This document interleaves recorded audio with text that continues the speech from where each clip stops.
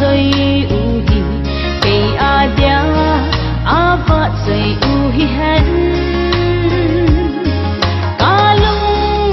ca cắm ca đàn và dây riêng dòng đèn và cài ngay lút na sẽ dấu đi lâu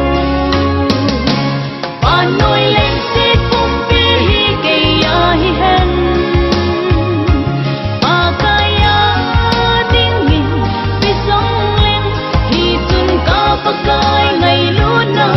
ca chân họ sẽ dấu chung để lâu ca vật xa na dia ca hin na bầu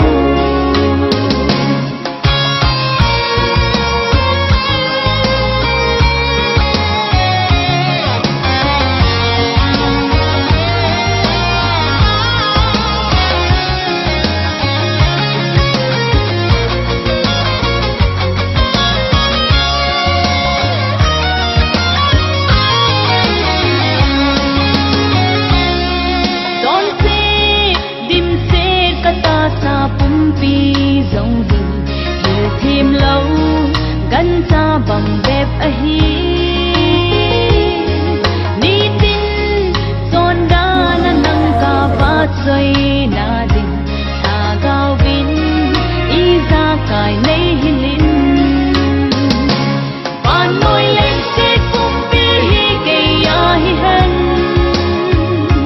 pa ka ya ding min pi song lên hi tung ka pa kai ngày luna chân họ sẽ dấu chung để lòng cả vật xa na dia cả hin na bầu